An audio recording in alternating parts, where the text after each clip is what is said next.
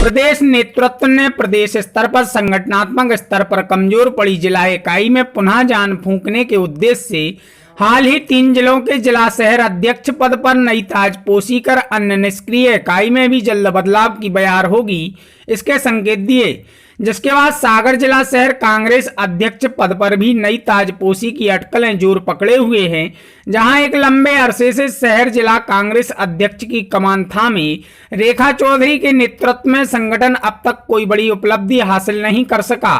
उनके लंबे कार्यकाल में पार्टी किसी भी चुनाव में जादुई करिश्मा नहीं कर सकती है और वार्ड स्तर से लेकर मेयर, अध्यक्ष, विधायक से लेकर सांसद के चुनाव में पार्टी को हार का सामना करना पड़ा है। इसके साथ ही संगठन भी कमजोर पड़ा है, जिसके चलते पार्टी से जुड़े जमीनी कार्यकर्ताओं में हताशा छाई है और उन्हें एक ऐसे ऊर्जावान नेतृत्व की चाह है जिसके नेतृत्व में जनहित से जुड़े मुद्दे पर पूरी ताकत से लड़ाई लड़ जनता का विश्वास जीत उसका समर्थन हासिल कर संगठन को मजबूती दें और अपना अस्तित्व बरकरार रख सकें। जिला शहर अध्यक्ष के पद पर अगर बीते कुछ वर्षों पर हुई ताजपोशी पर नजर दौड़ाएं तो दिवंगत ब्रजेश रुसिया के बाद पार्टी ने जगदीश यादव और फिर रेखा चौधरी पर भरोसा जता संगठन की कमान सौंपी।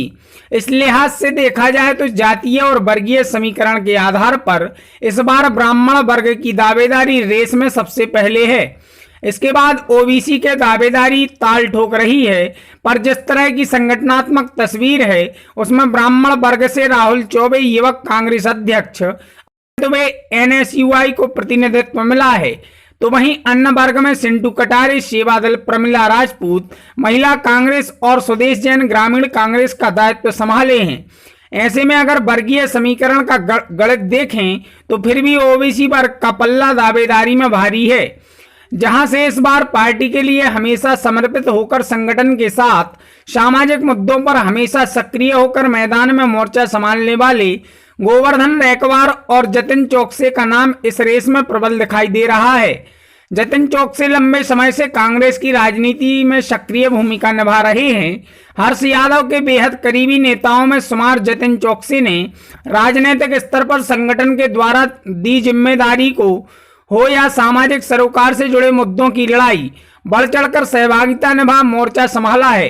तो वहीं गोवर्धन रैकवार का भी राजनीतिक अनुभव लंबा है और संगठन में सभी से तालमेल के साथ सामाजिक स्तर पर भी उनके हमेशा लोगों के हित के लिए आगे आकर काम करने के कारण उनकी अलग पहचान है। इसके अतिरिक्त एक नाम और इस वर्ग से दावेदारी की लिस्ट में शुमार है, वो है जितेंद्र रोहण, जिनका परिवार कांग्रेसी विचारधारा वाला है और लंबे समय से कांग्रेस संगठन में सक्रिय राजनीति का हिस्सा बन जहां जो भी भूमिका इन्हें दी जाए समर्पित भाव से जुट काम करते हैं। दावेदारी की रेस में तकरीबन आधा दर्जन ब्राह्मण वर्ग के दावेदार भी हैं, जिनमें रामकुमार पचौरी, नरेश चौबे, राजकुमार पचौरी, मुकुल पुरोहित, रामजी दुबे शामिल हैं, जिनमें कोई दिग्विजय सिंह गुट, कोई कमलनाथ गुट तो कोई सुरेश पचौरी और अरुण यादव के समर्थक के रूप में जाने जाते हैं और अग्रसर पार्टी द्वारा आयोजित आंदोलन प्रदर्शन का हिस्सा बन नजर तो आते हैं, पर कभी भी अपने स्तर पर कोई बड़ा आंदोलन कर पहचान बनाई या जनहित की लड़ाई लड़ी हो इस कसौटी पर इस वर्ग से दावेदारी जता रहे हैं। ज्यादातर नाम इस मामले में फिसड्डी दिखाई देते हुए खरे नहीं उतर रहे हैं, तो चक्रेश सिंघई, राकेश राय, विमल जैन जैसे कुछ और भी दावेदार हैं जो इस रेस में शामिल हैं। तो वहीं पर्दे के पीछे भी कुछ लोग प्रयासरत हैं, जिनमें एक पूर्व विधायक का नाम भी शामिल है। वरिष्ठ और संगठनात्मक अनुभव की बात की जाए तो एक नाम मुन्ना पुरुषोत्तम चौबे का भी सामने आ रहा है, जिनकी पार्टी स्तर से लेकर सामाजिक जीवन में सक्रियता के साथ प्रदेश संगठन के आला कमान कमलनाथ के साथ प्रदेश संगठन के शीर्ष कांग्रेस नेताओं से अच्छे संबंध एवं स्थानीय संगठन स्तर पर सभी से बेहतर तालमेल होने के साथ हर समय पार्टी एवं जनहित से जुड़े मुद्दों पर सक्रिय होकर आवाज उठाने अध्यक्ष बनाए जाने की चर्चा है,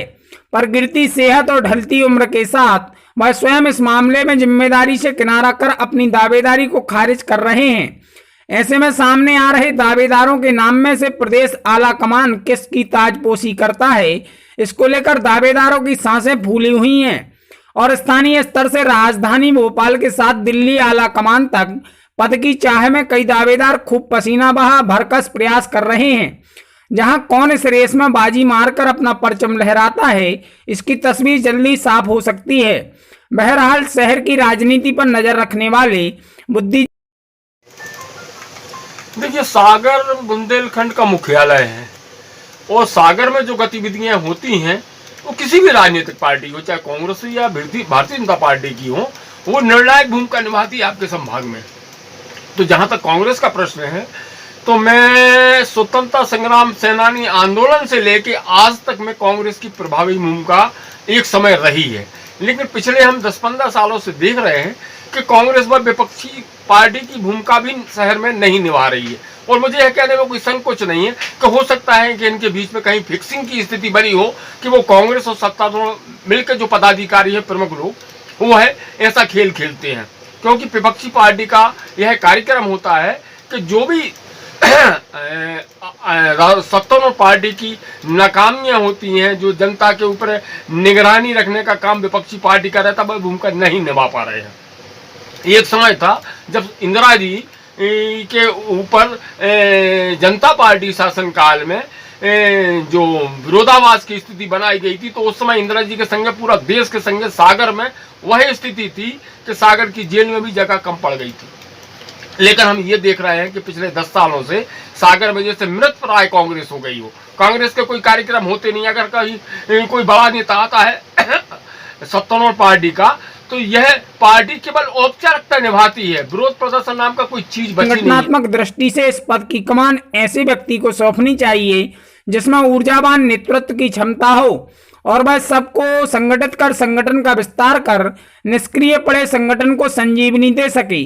क्योंकि वर्तमान हालात में देश की सबसे पुरानी बड़ी राजनीतिक दल होने के बाद भी गुटबाजी और आपसी खींचातान के चलते शहर जिला कांग्रेस की संगठन की मजबूती की दृष्टि से सदस्यता संख्या भले ही कागजों में खरी उतरे, पर हकीकत में उंगली पर गिनी जा सकती है, जो जिला शहर कांग्रेस संगठन की बदहाल हालात को बयां कर रही है। देखो, इसमें पहले कांग्रेस का जो कार्यकाल था, कांग्रेस के जो कार्यकर्ता थे, कांग्रेस के जो पदाधिकारी थे, वो जमीनी स्तर पे काम धरातल पर उनका दिखता था। उनका वर्क, उनके संगठन की जो गतिविधियां थी वो जमीनी स्तर पर दिखती थी। अब स्थिति क्या हो गई है कि वो ज्ञापन की गठजोड़ तक ही सीमित रह गई है लगभग। दूसरी बात क्या है कि जो कमलनाथ जी ने अपना स्टेटमेंट दिया है कि हम बदलेंगे, और उस प्रकार से जिस प्रकार से आवश्यक जहाँ जहाँ बदलाव होगा, तो बदलाव की बयान तो हमेशा समय समय पर चलती है, परंतु फिर भी ऐसे ही लोग बैठ जाते हैं जो काम नहीं कर पाते। उसके कारण जो है विपक्ष भी तगड़ा नहीं हो पाता और शासन तो सत्ता में बैठे जो वर्ग है, ये लोग हैं, पदाधिकारी हैं। कभी एक आध नुक्कड़ सभाएं देख लो आप कि कांग्रेस में जो एक बहुतादाद लोग थे, आज वो सिमट के घर बैठ गए, क्योंकि उनको ना तो मान सम्मान मिल रहा है, ना कोई जानकारी मिल रही है। तो ऐसी स्थिति में कांग्रेस की बड़ी दयनीय स्थिति हो गई है। अच्छा, कांग्रेसी आजकल बेनए कांग्रेसी उभर के सामने आ रहे हैं जिन्हें दूर दूर तक कोई जानते नहीं है। सागर गढ़ रहा है, हमारे पिताजी स्वतंत्रता संग्राम सेनानी रहे, पत्रकारिता से वो जुड़े रहे, हम जुड़े रहे, और एक लंबा समय मुझे पत्रकारिता का हो गया है, लेकिन कभी मैं ऐसी स्थिति नहीं देख पा रहा हूँ कि आज कांग्रेस कोई दमखम से कहीं कोई अपनी स्थिति इस बुंदेलखंड में बना पा रही हो। क्योंकि बड़े नेताओं ने में अपने गुटबंदी के आधार पर लोगों का चयन शुरू कर दिया, संगठन के जो गर्त में चला गया। उसका सबसे बड़ा कारण है कि बड़े नेता अपने गुटों के लोगों को मोबिलाइज कर रहे हैं, उनकी पदस्थापना कर रहे हैं। उससे क्या है कि कांग्रेस गर्त में चली जा रही है। आज जितने भी सीनियर कांग्रेसी है, जो समर्पित कार्यकर्ता है, जो जमीनी कार्यकर्ता है, वो अपने घरों में जाके सिमट गए हैं। वो केवल वोट देने जाते हैं और वोट डाल के अपने घर में बैठ जाते हैं, क्योंकि उनको जोड़ने का काम ही नहीं किया जा रहा है। और यहाँ पे दिन में विपक्षी पार्टी कांग्रेस के जो बड़े पदाधिकारी हैं विरोधाभास की बात करते हैं, लेकिन अंदरूनी रूप से वो सत्तारूढ़ पार्टी से सेट हुए हैं। उसमें कहीं मुझे कहने में आपत्ति नहीं है। 15 साल जो कांग्रेस के पदाधिकारी रहे वो फिक्सिंग में रहे, उन्होंने अपने व्यापार चलाए, लेकिन कांग्रेस की ओर कोई ध्यान नहीं दिया। आज के समय में अगर कांग्रेस को जिंदा रखना है तो आपको पृष्ठभूमि देखना पड़ेगी कि कांग्रेस में पहले से जो समर्पित कार्यकर्ता रहे हैं उन्हें आगे लाना पड़ेगा।